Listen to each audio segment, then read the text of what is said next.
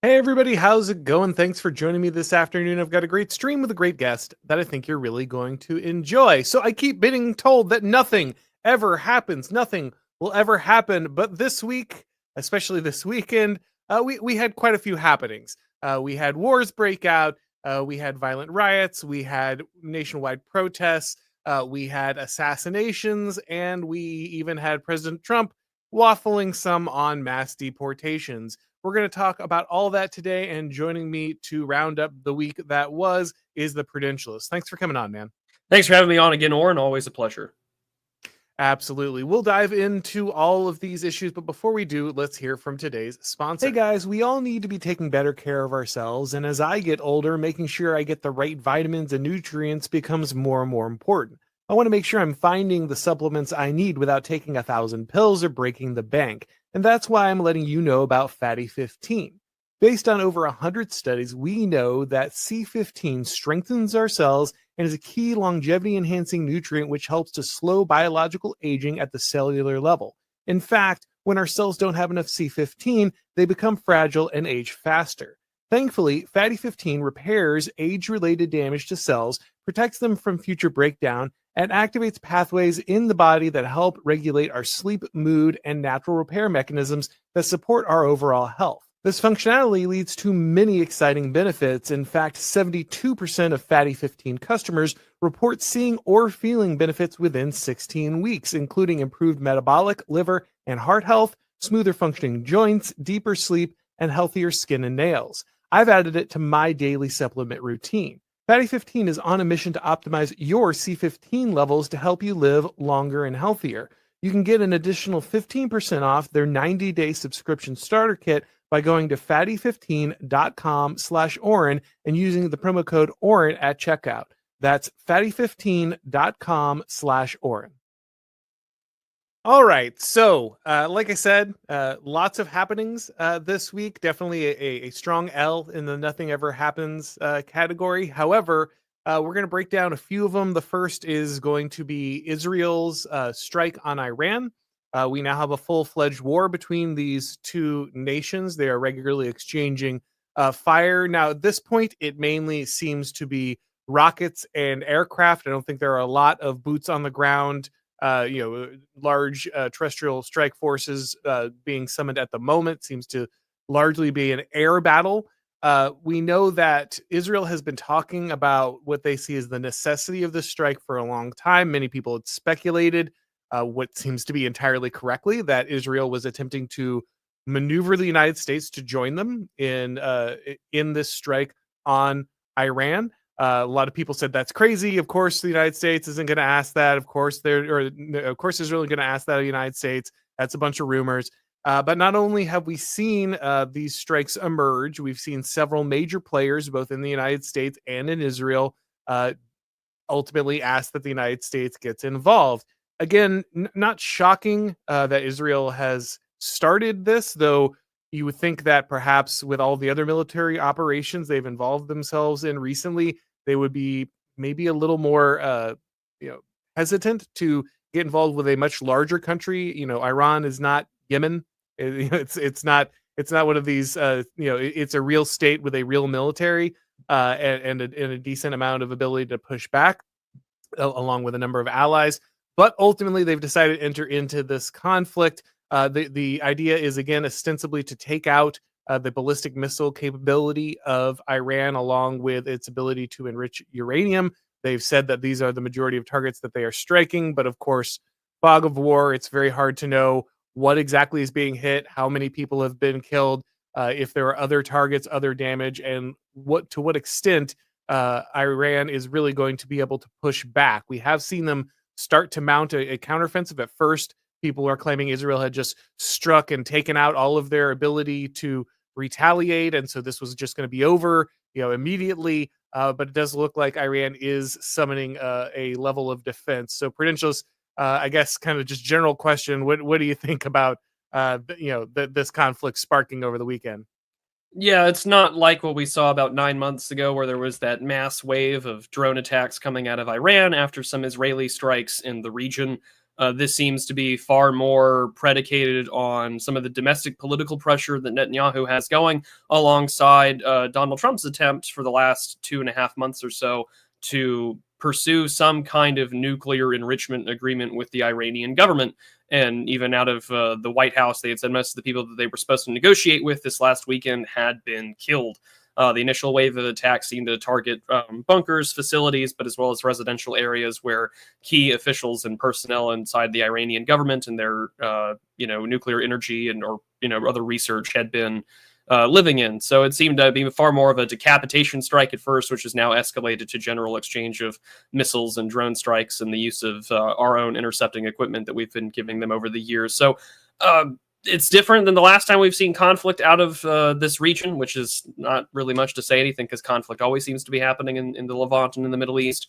But between these two parties, it really does seem that there's a lot of diplomatic pressure and already a lot of propaganda on both sides that you can see on the timeline that really make this hard to understand. I mean, we've witnessed some crazy things where, they'll be, spokesmen or, influencers claiming that this is why the Iranians are doing it. And then there's videos of Star Destroyers underneath Israeli apartment buildings, allegedly. So very Star Wars names for Star Wars conflicts, people. But on top of that, it's also been, AI edited images where it's like a F-35 the size of Miami, that people are flocking around saying that it was shot down. And alongside, we're seeing the usual route from Netanyahu and the president of Israel, Naftali Bennett, saying, if it's, I understand America first, but we don't want America dead. And there's this ongoing political pressure to bring the United States further in. There's also a lot of strategic ambiguity. There was a lot of flights happening over the weekend. I had people who are in the armed forces that are friends of mine that have been told, hey, you might have to go somewhere. I know that there are Atlantic exercise drills happening at the same time. So there's just a lot of strategic ambiguity in the air where I don't know where things are going. But this conflict is, it has potential to spiral out of control, as any conflict in this region tends to. But right now, I think it's going to have to be a wait and see type deal. I know that there has been pressure on the Iranians to either negotiate some kind of settlement alongside with the Americans and the Israelis. So only time will tell. But I can't say I'm surprised that something was going to happen, especially as America, and at least this government, kept trying to negotiate some kind of agreement with Iran. Yeah, unfortunately, it did seem that America possibly reaching some kind of agreement was the most dangerous thing for Israel. At least that's how they perceived it. That they needed to stop that for whatever reason, and so the timeline needed to be accelerated. Like I said, that Israel is involved in several conflicts concurrently, and so you imagine that fighting a real enemy, someone who can actually fight back in a way that Gazans or someone else cannot, would not be immediately on their checklist if they were being wise with deployment of forces and stretching of resources.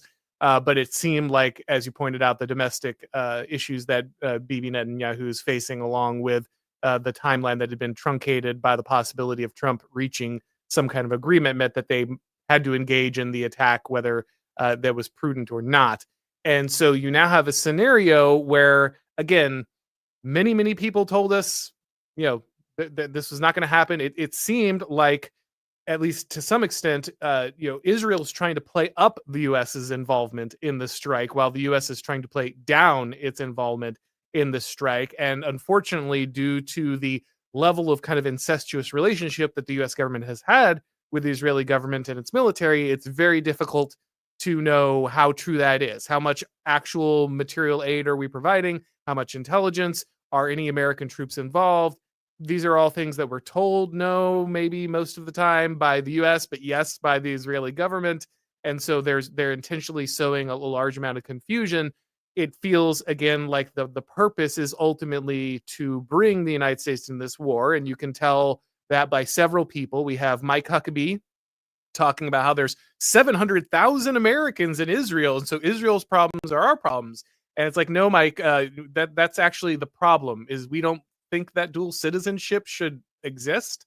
And you trying to use dual citizenship as some kind of casus belli is the problem. One of the reasons that dual citizenship is such an issue is it easily turns into stuff like this, where guys like Huckabee can say, oh, no, we have to come to defense it because there are Americans, even though they're living in Israel, and loyal to Israel because that's where they're residing and that's where people are fighting.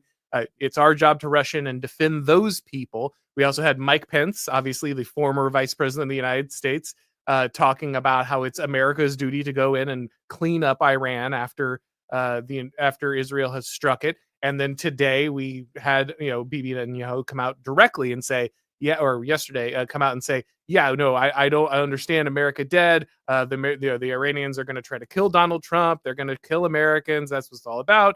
And this has a lot of people very concerned about the possibility of a false flag operation, some kind of attack carried out, made to look like it's from Iran, and ultimately giving the cause and the necessity to go in. Now, again, this doesn't make Iran the best country in the world. It doesn't mean they don't wish us ill. Obviously, they do. Some people will claim because of our actions in the Middle East, but regardless, I don't think these guys would be huge fans of the United States either. As I always tell people, you don't have to choose a side here. Like you don't have to look at either of these countries and say, oh, well, one of them is on my side and the other one isn't.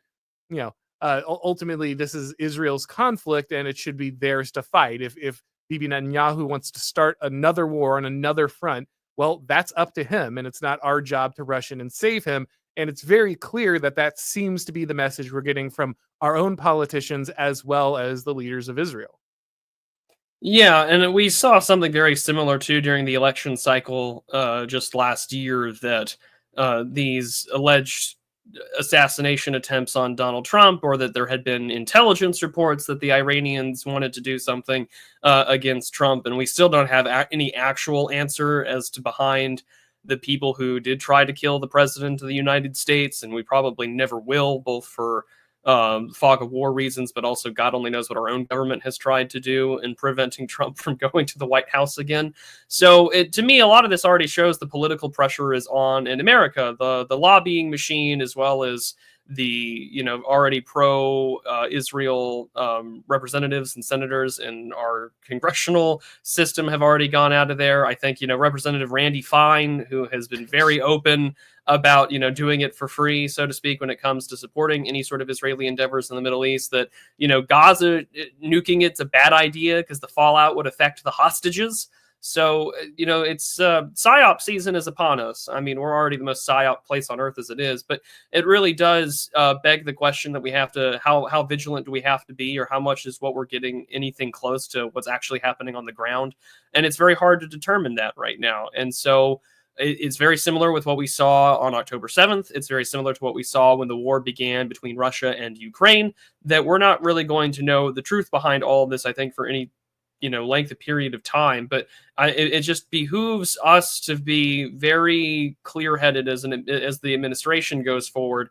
I know Trump has said that the Iranians need to make a deal, that they're not winning this war, and that things are continuing to drag other parties involved, whether it be America or, of course, Iran and Russia's very close relationships, both when it comes to drones, manufacturing, intelligence, not to mention the Chinese. So there's a lot of things at play here that we're just not going to know. But again, you don't have to like either side. Well, just because one side is purportedly evil does not mean that the other one is going to be this paragon of moral goodness.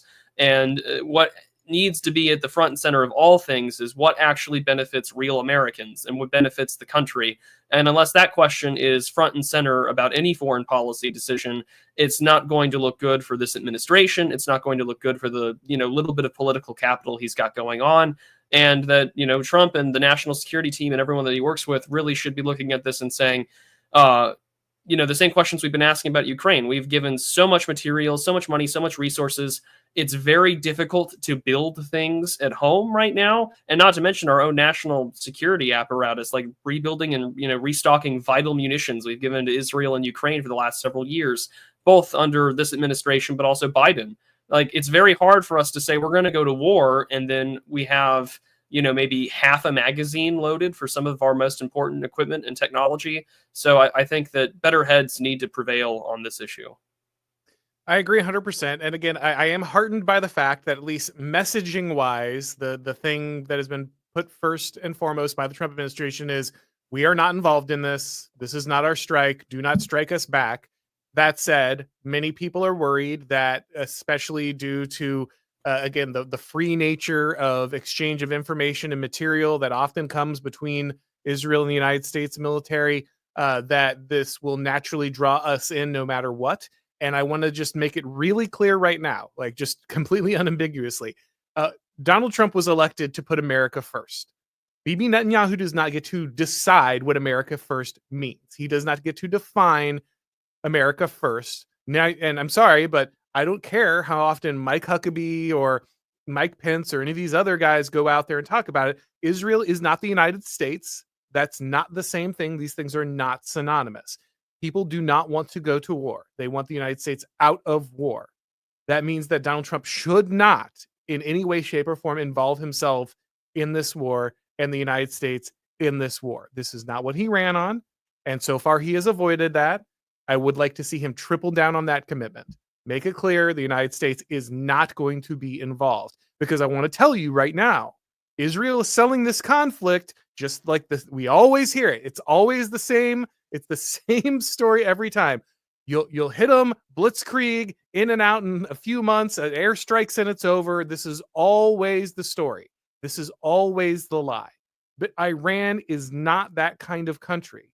You are not just going to put them down with a few airstrikes. And if you put boots on the ground in Iran, it will be a Afghan, Iraq level disaster minimum. It will probably be much worse, but it will be just as disastrous as those conflicts. It will result in a long-term country building situation. Exactly the thing that Donald Trump has campaigned against literally his entire life. This is exactly the stuff. The nation building is exactly what he said he never wanted to do. Exactly what he said the Republican Party should not be doing. And exactly why his understanding of America first has come to dominate. And now he needs to follow through. He needs to keep exactly that line and that understanding that he has had his entire life, and he needs to put it to work here. Because the United States, if it gets involved in this conflict, will feel a terrible, terrible price for getting involved. Again, this is not a, oh, well, Iran is a good guy. No, it's just that it's not our problem. And we don't need to get involved, especially when Israel unilaterally started this war. We are not, the United States is not in this relationship with Israel where it's like our drunk girlfriend at the end of the bar picking fights with, 300-pound guys and expecting us to go in and finish the job. That is just not how it should work. Israel is a completely competent, modern military. If it wants to fight wars, it can fight them. It is not the United States' job to get involved. So I really want to make it clear that there is just no way that you are going to walk in there and toss a couple bombs in and call it a day. If the United States involves itself in this operation, it will be involved in the rebuilding of Iran. Because to be clear, that's the thing Israel will never do. Israel does not have the manpower. It does not have the logistical capability to take care of rebuilding a regime. And that's what they'd have to do to actually get rid of the threat. So if they're going to go in there, it's not just going to be a few bombs. It's going to be guys on the ground spending decades trying to turn that regime into some Mick America thing, the same thing that's lost every single time we've tried to do it in Afghanistan and everywhere else. I really, really cannot encourage this enough. Donald Trump should not be involving this. This is not what his voters voted for. It's not what he campaigned on. It's not what he talked about his entire life. And no foreign leader gets to tell you what America first is. So please, put America first and get us out of this thing. Let Israel do what it's going to do and suffer whatever consequences it's going to suffer. It's not our problem. Yeah, I absolutely agree. It shouldn't have to be our problem in the sense that entrenching ourselves further in a conflict in which we're not particularly prepared for, especially when a lot of the rhetoric that has come out of this administration has been primarily focused on a sort of a Obama-esque pivot to Asia when it comes to trade and strengthening our Pacific partnerships, and then to see a lot of our carrier groups move towards the Middle East in response to all this. I mean, it just illustrates sort of the precarious position we are as a global hegemon, politically speaking. And I get it. Like, for whatever reasons that may exist for America to be involved in here, it needs to be done with the clear-headed understanding that to get entrenched in a conflict when we do not have the production capability for long-term sustained engagement, now is not the time to be an adventurist with foreign policy. We have been an adventurist in foreign policy for more than my almost my entire adult life inside of the Middle East. And to look at it now and to see the same kind of rhetoric that emerged in 2003 about invading Iraq, where, today it's Tel Aviv and tomorrow it's New York. I can't help but get deja vu vibes out of this. And I think it would just behoove this administration to realize that we are not in a position to be boots on the ground really anywhere. And the only boots that we should be having on the ground right now are quelling protesters, assisting in immigration raids, and trying to make the country an actual sustainable nation state again, rather than what it has become, which has been this, cavalcade of ethnic enclaves and protest groups and stuck in this react respond cycle that the left has put out inside our own country. I mean, even with the Chinese question, right? Like we just talked about how we had 2 students trying to come in here to genetically modify wheat blight to cripple America's agriculture industry. And we're making bad decisions on that front about letting, Chinese student visa holders come back to the country to study. We cannot be doing these things. We are in too precarious of a position to be getting involved in another boondoggle in the Middle East, dragged by people that have always dragged us into conflicts like this that have not served America's interest at all. That's exactly right. We have a country to save here. There's a serious logistical operation that needs to happen in the United States, and it is mass deportations. And that is where all of the energy should be put. I don't want a single dollar going to Israel. I don't want a single dollar going to, Iran or anyone else or the conflict between them. I want all of that money put on into border patrol, into border walls, into getting these people who are not supposed to be here out of the country so that we can have a real country. That is what people actually voted for Donald Trump to do. So that said, obviously we had the LA riots previously. It's kind of continuing. You have the trickling violence. It's not as bad. It's much more under control, but things are still occurring in LA. And those riots were really bad optically for the left. Obviously, you have military-aged men, swinging Mexican flags around while screaming "La Raza, the race! I'm taking this back for my people in Mexico." Obviously, this blows up a lot of narratives about immigrants and what if they care about the United States and how they're so good for the United States, and that's their main focus, is just making a better life and becoming American. That really blew up a lot of narratives for the left and for the right, honestly, on some level.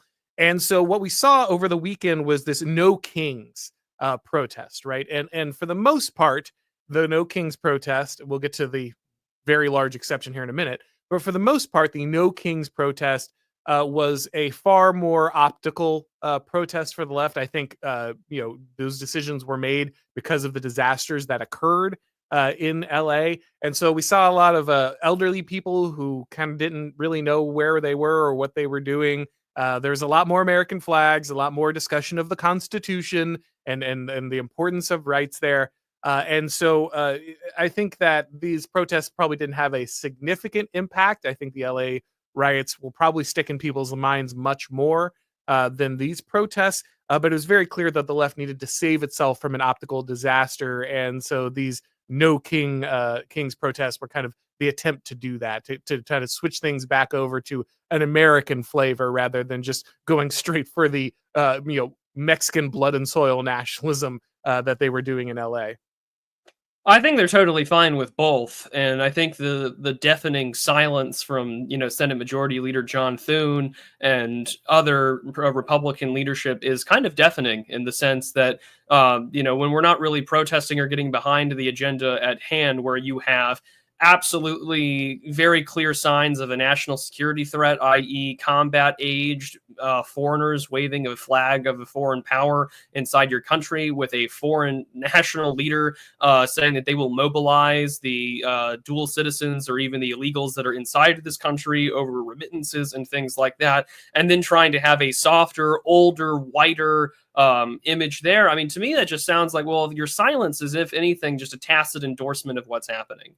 And we already know that most of the Republican establishment is not happy at all whatsoever with Trump being in the White House again, and are happy to sort of stand by and watch as the ongoing apparatus of professional leftism, whether it's on a state level and a local level with various Democratic Party officials, or, various NGO-funded groups. And there are plenty that did not get funded by USAID, that are funded by very powerful leaders inside either venture capital or the Silicon Valley world, or have just made their money through other means, pharmaceuticals and the rest, that will happily fund all means necessary to generate a cycle, like I had mentioned earlier, where it is going to be stuck in this reaction response cycle. And when that happens, your ability to set the agenda as the alleged national head of state is disrupted very clearly. There are a lot of things that Americans need to be focused on for the benefit of their own country, whether it's what you, an academic agent, talked about the other week about dismantling the community relations service,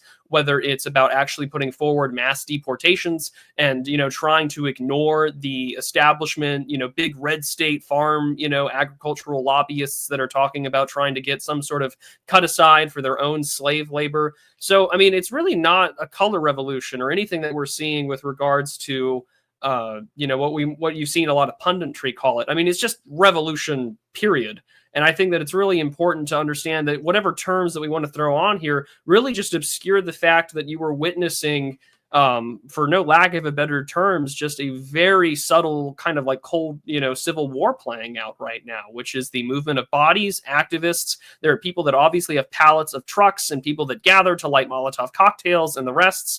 These have networks that need to be investigated. I know Data Republican on Twitter has done some of that already, which is good, but it illustrates that our ability to be situationally aware of how bad things are in the country, they get kind of caught up once we're reacting to like the latest protester or the latest liberal crazy of the week, when a lot of this, I think, is far more coordinated than a lot of people give it credit for. And the more that they can disrupt the momentum of the administration, especially when we're only, less than 6 months in since he's been sworn into office, that we've been caught off guard by dealing with a foreign conflict abroad that they want to have us be dragged into, the establishment, on top of the fact that we're witnessing literal, ethnic militant conflict in most parts of the Southwest. Like all the people that disregarded Buchanan and other people on the right about like Aztlan strategy and stuff like that from the 90s and 80s, those guys were always vindicated. Buchanan and a lot of other people to the right of him have been vindicated for the last 40 years on that issue alone.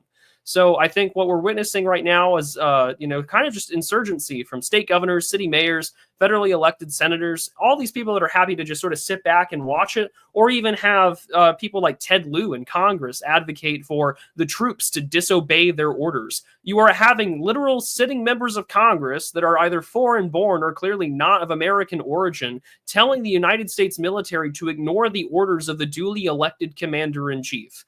If there was ever a greater reason to look at, things that have happened, this is what we've been dealing with for the last 10 years, since Trump, literally 10 years to the day, went down the escalator and said, I'm running to, make the American brand great again, and that we need to take the country back from people that wish its destruction. Yeah, it's only getting worse as well. We'll talk a little bit more about some of the carve outs you were talking about when it comes to different industries. But before we do, I do want to talk about the politically motivated assassination that happened over the weekend. So it looks like I believe it was on Saturday.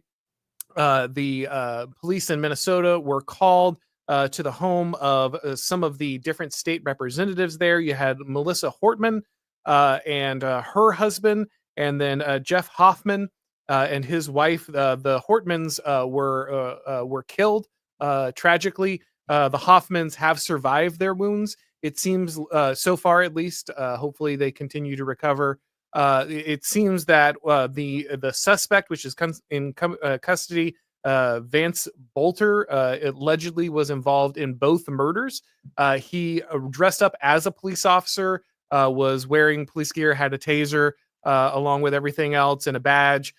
He was wearing a mask, and it looked like something out of a horror movie, really, coming to the door and knocking on these people and luring them out under pretense of being a law enforcement officer. Now, he has now been captured here recently. He was on the run for a while. There's a manhunt going on for a while. But this man was allegedly involved in both shootings. Now, we know that there's a manifesto, but it's not being released. Of Many course. people have speculated as to why it's not being released. One of the reasons they've been speculating is that a number of flyers for the No Kings protest were found in the man's vehicle. And the alleged shooter, many people have connected this with the fact that Melissa Hortman had crossed party lines and voted against free healthcare for illegals in Minnesota. Not because she cares about the integrity of the United States and whether or not it'll continue to exist as a nation, but simply because the fiscal reality of just funding that in her state was going to be insane. I believe. And a lot of people have tied to that idea that ultimately she was shot and killed. Her and her husband were shot and killed because she went against the wishes of the Democratic Party and the wider movement to fight against deportations and the takeover of the United States by functionally legal immigrants and their representatives inside the United States. Again, we don't know that for sure because we literally can't see the the manifesto that he had. But a lot of people have speculated on that given his other connections. Now, the left has tried to spin him as some kind of pro-life right-wing guy who was going to target a bunch of abortion clinics or something. I'm not sure how they even got like that narrative, but that has been their attempt. But ultimately, we don't know all the details. This is still a wait and see scenario. But Tim Walz himself declared this a politically motivated assassination. By the way, this guy was put on some kind of board by Tim Walz, as I understand it. But ultimately, even the Democrats are admitting this was a politically motivated assassination. Yeah, there's so much information about this guy that we don't know. I mean, there's been video footage of him in Africa with some sort of Christian charity group, apparently giving a sermon. There's allegations about him having a security company and, maybe having only one client. And then they have this guy out on television who looks like the South Park sort of like, fat neckbeard type character who says that this was this guy's roommate. I don't think that a well-to-do political appointee who's got a background and well off for himself is going to have a kind of a Papa John's delivery guy as a roommate, allegedly, claiming that this guy's a right-winger. Regardless of what the facts may present to us, what we have seen, of course, is just the blanket statement from Governor Tim Walz and other lefties saying that like violence isn't the answer. But it's, the same thing that we see from radical leftists all the time. There's, no bad tactics. It's just about targets that really matter here. And what we've witnessed in America, especially since it's gotten so much worse since when the Californians had their political voice silenced by a judge when they had voted several decades ago to repeal free benefits for illegal immigrants, that now the situation has gotten so worse that if you're here illegally and a Democrat who's allegedly on your side of patronage votes to cross party lines, that political violence is now the precedented example. So much about his story we don't know, hasn't been revealed. I doubt we'll ever see the manifesto if there even is one. And if it's going to be like that, maybe we'll wait in a year and see what gets released on another pundit's website or whatever. But overall, what we've witnessed so far is that political violence works if you're a leftist, as it has always been in this country since, really John Brown onwards. I hope that there's consequences. I hope that, it's a short stop and a quick drop. But nevertheless, it just illustrates that when we're trying to do things to save the country, i.e., deny Gibbs and to deny benefits to people who shouldn't even be here to begin with.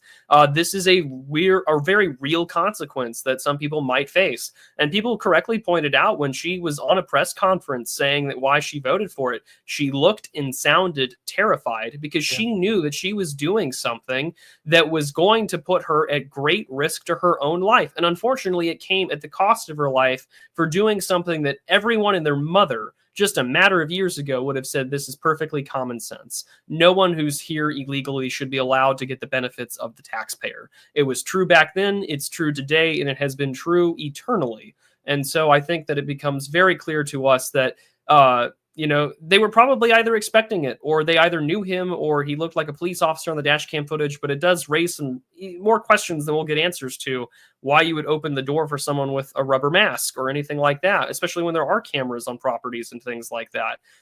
There's so much we don't know, but nevertheless, it really does tell us that the left has no problem using violence to get their goals, as they always have. And the amazing thing is, of course, we always knew this was a lie, but for many, many years, everybody, even under Trump, the FBI was talking about how white nationalism was like the most dangerous thing, that this was going to be the terrorism threat, that right-wing domestic terror was going to be what threw the United States into this horrible situation.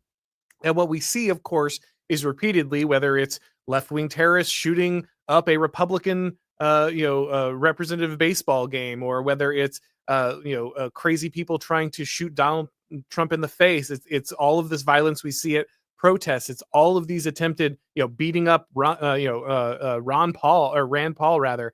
Like just over and over again, we see that it is the left who is engaged in direct violence against American politicians, even when they're leftists, even when we have a leftist here. And like you said, she's just trying to do the right thing on something, right? Like it's not an amazing difference, but it's just some level of active courage standing up to the craziness of her own party and saying, guys, we can't do this thing that's absolutely going to bankrupt us. And even that is met with what appears to be an assassination attempt by this alleged shooter. And that is insane. Like that, the fact that it is, I hope you're a radical leftist if you're on the left, because if you're not, the radical ones will shoot you. They will literally murder you for not doing what they tell you to do. This is why the woke isn't going away, guys. The woke isn't going away because the woke will shoot you. They will kill you. You are the enemy if you put any kind of barrier between them and the revolution. They do not care. They will take you out. Like it never pays to be half a revolutionary. That you will always be the one who gets caught in the crossfire. And so literally, unfortunately, that this is terrible, but that is what happened to Melissa Hortman is that ultimately it would seem that she paid a very significant price for having some level of political courage to stand up to her own radicals. And I don't think this is going to get any better on the left. I don't think they're going to calm down. They're just going to keep pointing to the right, saying, "Oh, it's all Trump. It's everybody else." They're going to come up with some, insane idea that everybody who does political violence is a right winger, even though all of the evidence points the other direction. And they'll continue to tell the story, even as their own people murder their own people. It really doesn't matter to them. Yeah, the left will always eat their own in the revolution. We know this from, Marxism. We know this from all communist revolutionaries that, the people that may have started it will either end up in the gulag or will end up getting an ice pick to the heart and the neck and everything else like that. We see this. And to watch it happen in America is depressing because it's my own country, and it's a shame to watch someone who voted and did the right thing to be executed by allegedly her own side for that purpose. And we're probably going to see more of that as time goes on in ways that we have probably witnessed already. There have already been questionable deaths in the past in America that I'm sure were politically motivated over the last 20 years, whether it's about anthrax threats, about certain concerns about pieces of national legislation, or, car accidents and things like that, and lists of people that we'll never probably see released to the light of day. It does go to show that this is an ongoing trend in this country, and it will probably accelerate. The days of rage, we talk about how bad J6 was when it comes from the left. I mean, the leftists were bombing Congress and were trying to kill as many people as possible. And let us not forget that Bill Clinton basically pardoned all of them.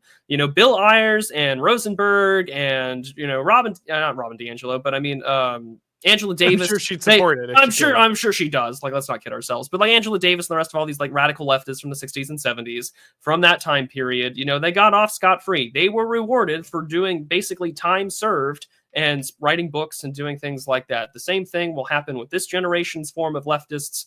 It's just that American demographics have been so skewed since the 1960s due to the Hart-Celler Act and other forms of amnesty that now it's a mix of ideological terrorism, but also it's about making sure that the ethnic patronage system of the democratic institutions continue. It's the same thing that we're witnessing now with the grooming gangs report in the United Kingdom, where the reports have basically said with Labour and other members of Parliament that they traded girls for votes.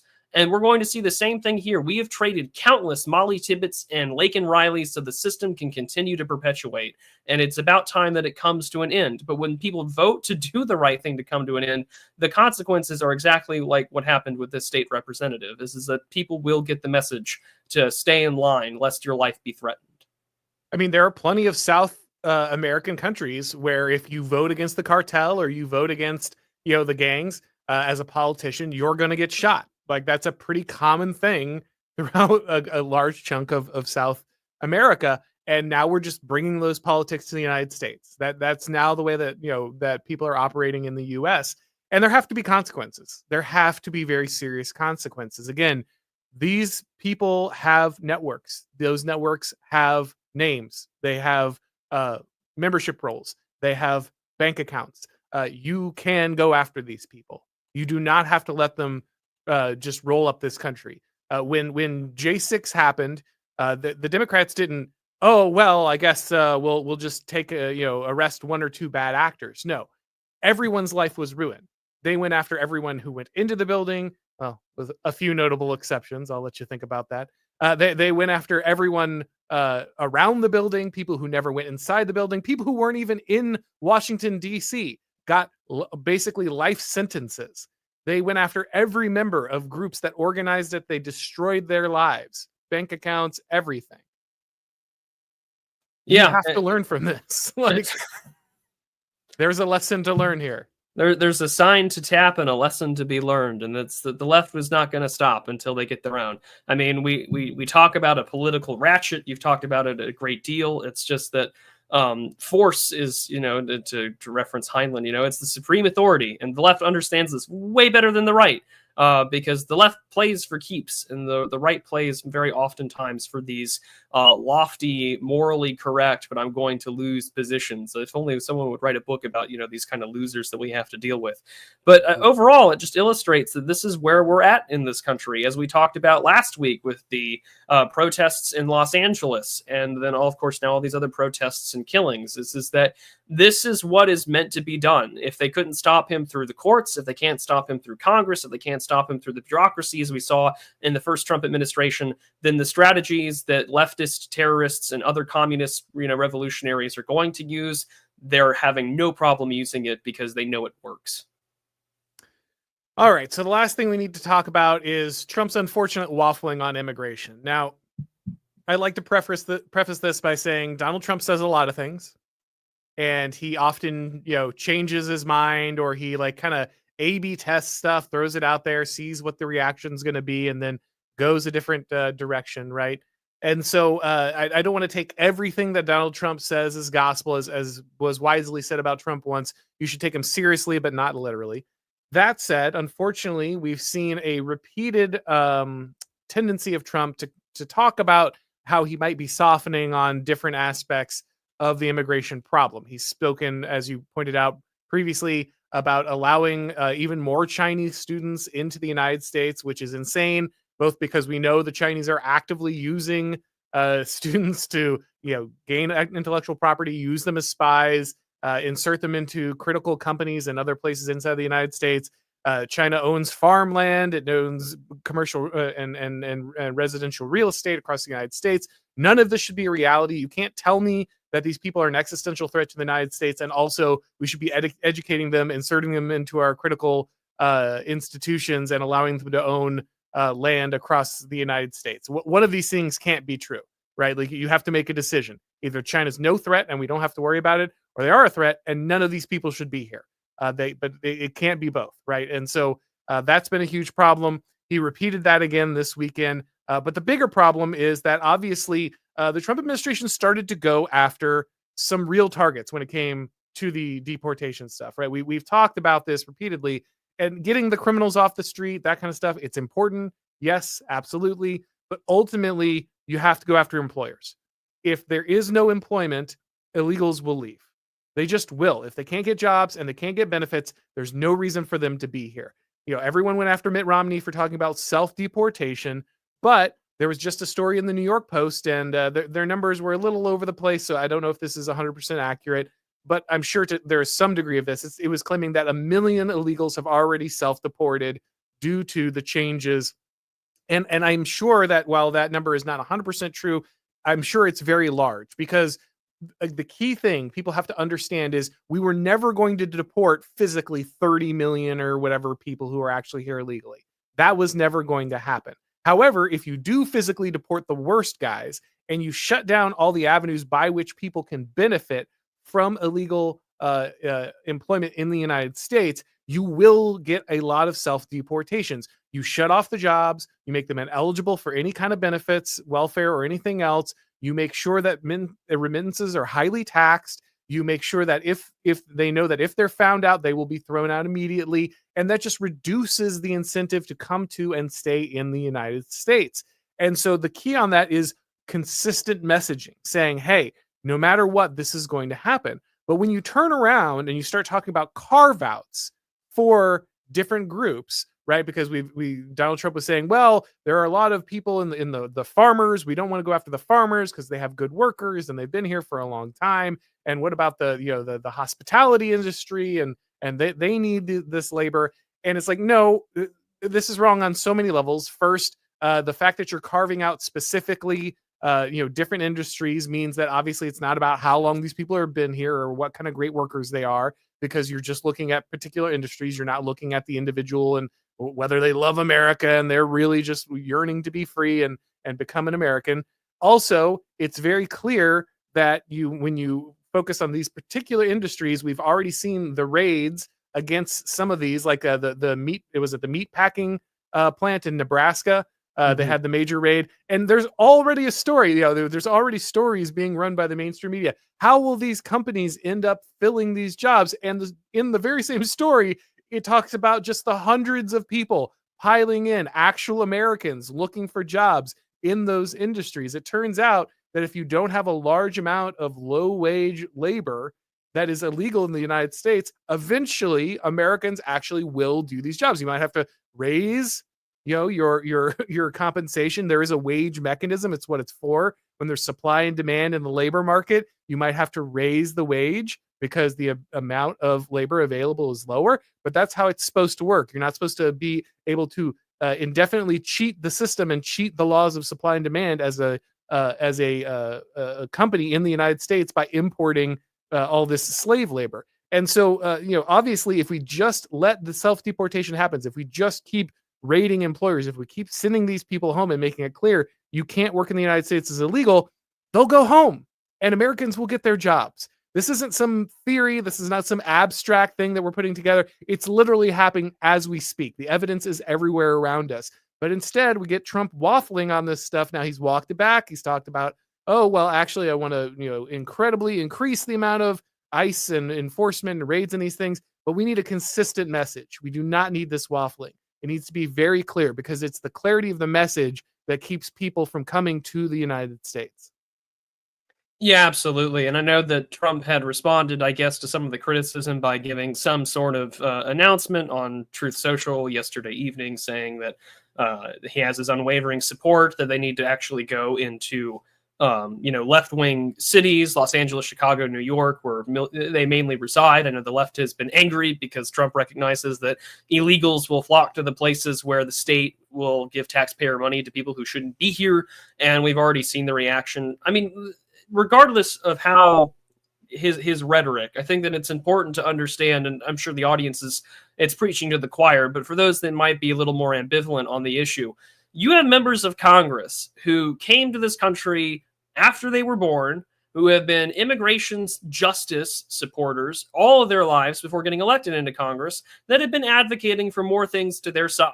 There are town halls in Minnesota right now that are given almost explicitly in Somali and not in any other language. There are groups in here that have advocated and will support that amnesty or any other project to keep the border open, because they understand that in order for their, pathway to power and success means overwhelming actual real Americans and their ability to have a job and to do everything else. During the Biden administration, we saw the same. The byproduct of the 2020, summer of Floyd and all that was basically getting native-born Americans out of the workforce and making sure that immigrants and visa holders got here first, or those who were foreign-born and now living in the country to do the same.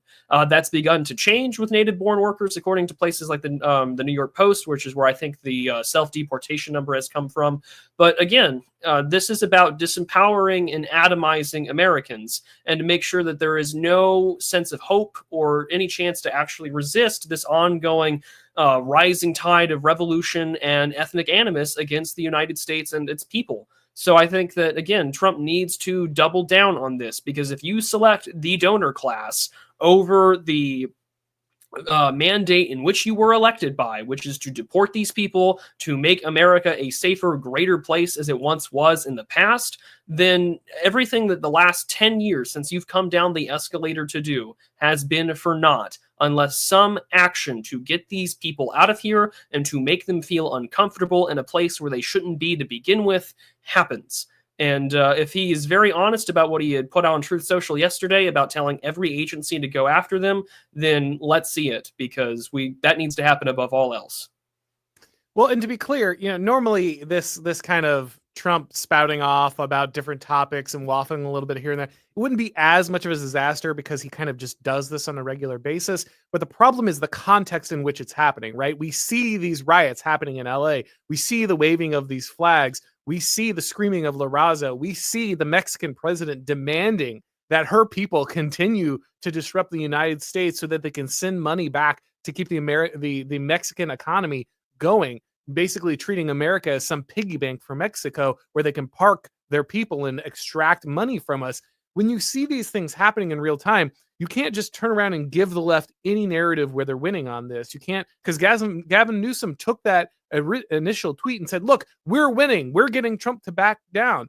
And this is in the midst of all this violence. So what the left is learning again, is that if you go out and do violence, you get what you want. In America, the left gets to do violence. The right does not. If the right goes out and even thinks about a protest that might get out of hand, they will spend years in jail. If the left does it, nobody cares. And in fact, often they get rewarded. And what the left is seeing is yet again, when we do violence, we get what we want. You cannot send that message, especially as Donald Trump. Donald Trump has already seen an entire election stolen from him due to this kind of stuff. He cannot turn around and then be like, well, maybe we'll dial down the immigration enforcement. No, again, I'm glad he's pushed back the other direction on this, but we don't need waffling at this moment. We need a unified, clear message that there is nothing you can do. If you are a leftist who's trying to do violence in the United States to advance the interests of illegal immigrants, you are going to jail or getting executed, depending on the severity of your crime, as the law allows, duly under the law. That it needs to be the message. It does not need to be, oh, well, you might get a slight slap on the wrist. I want to see these guys doing serious jail time. You lit a car on fire, you're spending years in jail. You're assaulting a police officer, years in jail. That should be the message every single time, never wavering. And you obviously should not dial down any of this enforcement. In fact, you should be increasing it every time the left riots, every time the left pushes back. You should show them that we are only going to double down on a resolve on this issue. This is the issue Donald Trump was elected to solve, not wars in the Middle East, not wars in, between Russia and Ukraine. The thing that Donald Trump was elected to resolve is this issue. And it should be the thing that he is 100% focused on. I mean, this is the linchpin to all of the issues in which Trump can successfully bring sort of an American golden age back.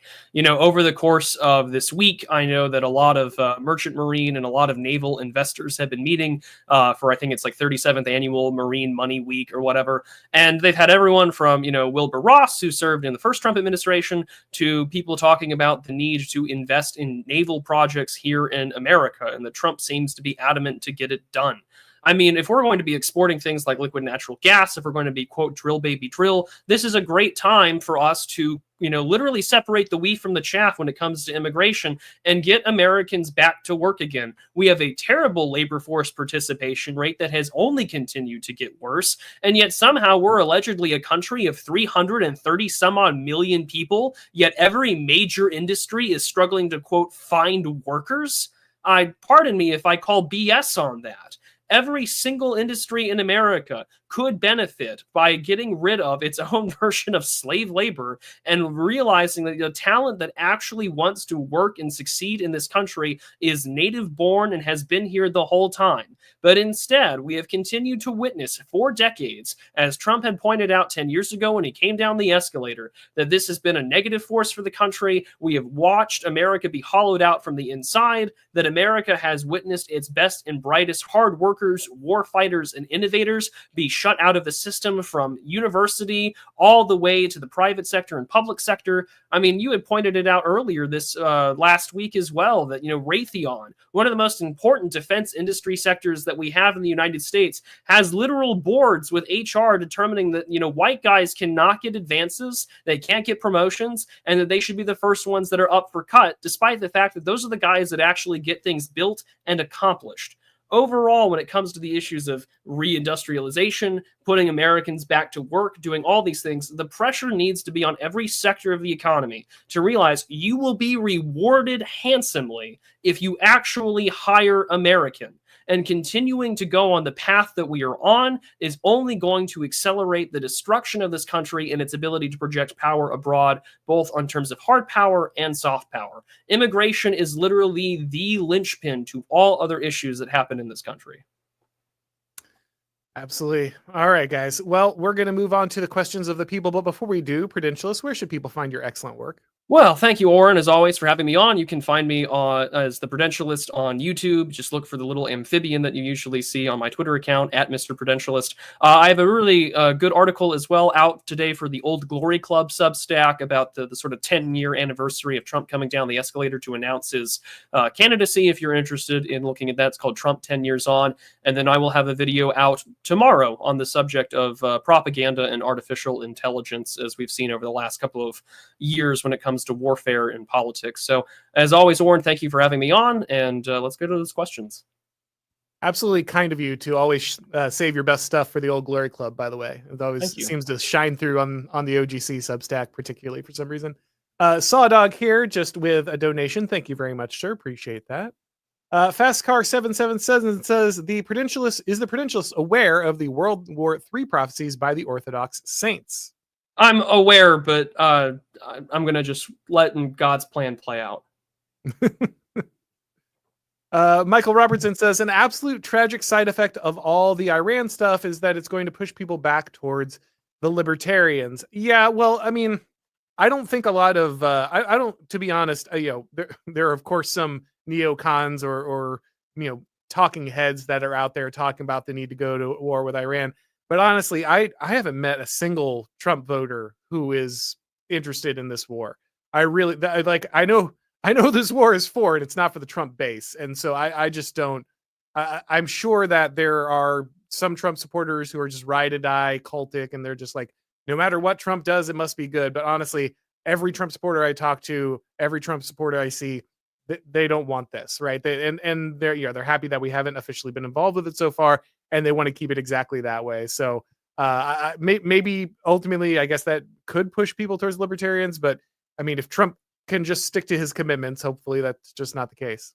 Yeah, and I mean, if JD Vance's statement about we won't send you to war unless you absolutely have to, I hope that that's true. I don't know if this will give libertarians a lot of pull. For instance, I mean, yes, the anti-interventionism is always an important thing, but let's not remind ourselves that I think that if you talk to any Trump supporter, anyone who's like full on MAGA or whatever, they're going to have the same position that the libertarians do anyway, which is no needless foreign conflicts and interventionism. Right. But again, we need restraint in our foreign policy. I do believe in peace through strength, but at the same time, I think that we need to put ourselves in a position where the libertarians have too many other problems, which is they don't listen to their own visionaries. Like I think I said this literally the last time I was on your show, Auron, like just go read that Lou Rockwell report article by Rothbard about modal libertarians, because that came true. And that was 30 some odd years ago. Senator Brunfly says, if Iran war happens and MAGA coalition fractures, what becomes of the new right? Oppose Trump, cheer on immigration policy without becoming neocon bedfellows. Well, this is unfortunately not the first time that a new right has been broken apart by the neocons. Remember that, there are many paleo conservatives who broke away from the Reaganite movement over, very similar issues. Now, most of them continued to work inside politics to some degree. Some of them, got shoved to the outside. There's very notably guys like, Sam Francis and Paul Gottfried, who were in the wilderness for many years, Peter Brimlow, these guys. However, hopefully that is not what would happen in this case. And I do think because the base has become far more paleo conservative without recognizing that fact, I think it would be hard to completely shun the wide swath of mainstream figures like Tucker Carlson and others that now openly oppose this stuff. I think that the thing in many ways that separates Republicans from the libertarians is that there are people inside the Republican Party who oppose neoconservatism, but understand that operating inside the party gives them more of a chance to fight back against that, not less. So I don't think a lot of people will just jump ship and completely abandon trying to influence the president in the right direction. But this could, if he really did go to war with Iran enthusiastically, that could permanently kill the coalition, and that would be exactly the expected consequence of that kind of betrayal. Yeah, I mean, just ask all of the guys from the New Right papers in the 1980s after Reagan got elected if they really had thought that they were going to succeed, and they thought that they did. And a lot of people on this side of the right definitely want things to succeed, but the paleocons were given the knife to the back, and if the same thing happens again, I think that people like yourself or myself are always going to pressure that the issues remain domestic, and immigration will always be the first and foremost issue out of all things, because you can't have a country if it is speaking multiple languages at once. Sorry, Mr. Cuomo, it's not a strength to have 180 different languages spoken in your public schools. So if Trump moves this way, I think that it becomes really important for this side of things not to become an anti-woke neoconservatism, as I've written about elsewhere in the past. Florida Henry says, if we do invade Iran, how competent is the military after all that happening in the Biden administration? Yeah, that's a real concern as well, right? We purged the U.S. military of a large number of its most accomplished war fighters and strategists because they were too loyal to Trump, or they voted the wrong way. They were part of the National Rifle Association. They refused to take a shot that might harm them. Now I've heard that has some of that has been rectified. A lot of guys are getting back in. Recruiting numbers are back up. But ultimately, again, the fact, as Prudentialist pointed out many times, that we depleted our munitions, we put ourselves out there in a lot of different ways while trying to help out Ukraine, and just puts us in a position where I don't think we should test that. It doesn't mean that the United States military couldn't ultimately win that conflict, but I don't even want to find out. Like, there's just no reason to even test those waters, both on principle and just the logistics and reality of the situation. Yeah, absolutely. Philosophical Thirstworm says America is becoming actually third world. Assassinations, ethnic cabals, and deteriorating standards for anything that you could have standards for. Again, I think there's a distance between us and your average third world country, but that distance is shortening every day. And there's a good reason, because we keep importing the third world. So yeah, like, not surprising there. I think it is pretty important that we arrest the slide. And that's, again, why it's so critical to simultaneously continue the deportations and punish the left for their violence in opposition to them. That's really the only way you're going to stop from continuing to accelerate towards that third world destination. Yep, it's like you said, that is a rapidly closing gap every day, and if we don't do something about it while we still have the chance, then it is an inevitability for the United States. Mel Gibson, after 4 beers, says, my dad was so happy to get the total state. Thank you. But I'm reminded of when I tried to red pill him on Israel, how Netanyahu threw Trump under the bus in 2000. Trump can do no wrong to boomers until it comes to Israel. Again, by the way, thanks for picking up the book. Glad he enjoyed it, and I hope he enjoys reading it. And again, I think the thing here, that if you want to talk to your average boomer about this, you want to talk to your average Fox News viewer about this, the framework that exists, that is powerful because it's true, is America first. Okay, that is the slogan for a reason, and it's how we should understand this conflict. And so you don't have to argue against Israel or Bibi Netanyahu or any of these things. You don't need to have any animus towards this nation. Ultimately, all you need to say is, this is not America. I did that episode reading George Washington's farewell address, talking about what type of foreign policy we should avoid. And he specifically says, do not have special relationships with foreign nations, because it will divide your nation. It will give foreign nations influence inside the United States. It will create factions that support those foreign nations instead of caring about what's happening in the United States. And of course, George Washington was 100% right. You should just be focusing on what our founding fathers said and what the current president promised. That is enough. You don't have to convince anybody about. I know some people are like, I gotta Israel's evil and I got to convince you don't need to do that. It's just another nation that isn't ours and should just be allowed to do what it's going to do without us. We shouldn't be stopping them. We shouldn't be funding them. We shouldn't be aiding them. That's their business. Netanyahu wants to start a war. He can fight it. That's it. That should be easy enough. I think even the average boomer is going to look at that and say, okay, that seems reasonable. I think that's a line you can win with. I agree. Philosophical Thirstworm says, I'm not a giant brain Ashkenazi, but would you think there's they'd see that driving America into an Israeli war isn't going to lower the anti-Semitism? Yeah, I gotta say, for those telling me that they're super worried about rising anti-Semitism in the United States, one thing you could stop doing is telling us that we have to fight wars on behalf of Israel. That probably isn't helping the situation at all. More Stephen Miller, less Bibi Netanyahu. The Logical Male says, let me give you the political red pill. Republicans want illegals for cheap labor. Democrats want illegals for welfare state, such as Medicare, food stamps, and so on. Yeah, this is exactly right. This is the uniparty desire. They both use different rhetoric, but they get to the same place. Republicans will talk about closing the border, but they never do. They'll talk about the importance of legality, but they never really care because ultimately Walmart can just pay illegal workers cheaper, and that's what matters. At the same time, for the left, it's about the demographic change. It's about getting more dependent voters on the rolls and ensuring that ultimately, after a generation or two, it's impossible for them to lose an election. And ultimately, while it's more short-sighted for the Republicans than the Democrats, both parties are benefiting, which is why nothing ever changed when you got elected. And that's why Donald Trump offering it and actually doing part of it mattered so much. So that's why he needs to continue along the line he's promised instead of folding back into the old Republican two-step.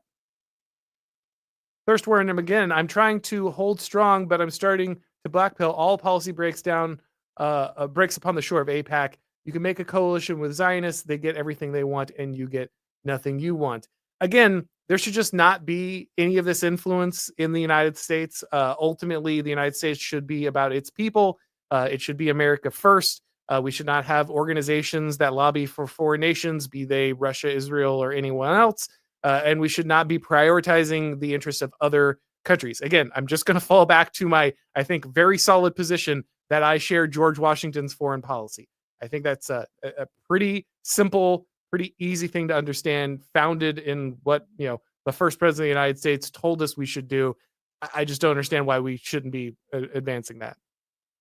Yeah, factionalism was one of the earliest things ever warned against in the formulation of our republic as we know it with the Constitution. I mean, lobbying and everything else like that, it has only come at the expense of Americans. Simple as that. Absolutely. Chris Tisking says, I will never vote again until we get someone on the right to the right of Mussolini. Well, I don't think you're going to be seeing that anytime soon. I do hope that ultimately Trump delivers on his promises. And this is what, people who are worried about the radicalization on the right or something like that, the way you stop that is by actually doing what you say you're going to do. The thing that always brings about the strong man, the figure that everyone claims to be worried about, is conservatives, right-wingers who are unwilling to act on the problems that are actually happening. People get desperate and they look for someone who will actually do something. So if you're someone who's worried about that, if you're worried about that kind of statement, well, you should probably get things done now so we don't get there. But if you don't get there, then eventually, people are just going to want someone who makes the trains run on time. I just want to be able to go to the store down the street, listen to people speaking my language without worrying about, my child getting stabbed, without worrying about my wife getting attacked. Like, these are basic things people should expect in the United States. And if they can't get them, eventually they will find someone who will give it to them. Yeah, I mean, you had said this clearly when you spoke to Doug Wilson a couple of weeks ago. The reason why you get Franco, the reason why you get Mussolini is because the moderate center-right people side with the left on the issues when it comes to push come to shove. So when those guys fail to do their job, that's how you get those characters. So if anyone who is a little concerned by that said super chat or comment or whatever, well, then consider who you side with 90% of the time. Yeah, funny enough, the people who are running around screaming woke right are the people most likely to bring about exactly the phenomenon that they're warning you about. because they're telling all the political leaders, whatever you do, don't take real action to stop the bad things happening in the United States, because that would be woke or whatever garbage they're yelling about. They're the people who are warning about the incoming, rise of fascism or Nazism or whatever, but they're also the people who ensure it by making sure that American politicians never take the action necessary to prevent things from getting even worse.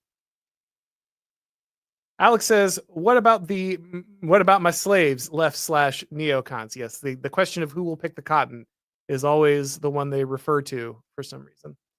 He also says, I'm guessing the Minnesota assassin's roommate best friend trolled the media. Story is too fishy. Yeah, again, it smells pretty badly, but fog of war, I try not to go too hard in the paint when we just don't have the information. This isn't the breaking news show. I don't get any credit for being first to these things. So I'm not going to overstep my bounds, but I'm with you. Ultimately, this does seem shady. Agreed. And he says, Alex says, as bad as Iran is, their desperation elicits pity. Again, yeah, I'm not going to worry too much one side or the other, who's better or worse. These are two foreign nations. They're hashing it out. They're the ones that should hash it out. That's my main concern. Sean Schaefer says, most of my family and friends are in the military. None of them want us to go to war, but we're giving up on the U.S. military to these radicals. Yeah, again, I think a lot of veterans are very tired. A lot of current service members are very tired of being deployed or going to everywhere except in the interest of the United States. It's not that they aren't willing to fight, but they'd like to fight for something that matters. That's actually in the interest of them and their family. That's what they signed up for. I hear this from many, many veterans of the global war on terror. And if we do this again, it's going to be another generation of military men who are placed in terrible situations on behalf of countries that are not their own, who will come back resentful, just like many people did when it came to the global war on terror. And I really would hate to see that. Yeah, born too late to fight in the Middle East, born too early to fight in the Middle East, born just in time to fight in the Middle East. Yeah, Yeah. If there's ever been a great amount of radicalization, it has been every time our troops come home after some war in a foreign land that hates us. And I think we saw that already. There's a video of some vet that had talked about what he had saw overseas, and you had foreigners telling him to go back where he came from.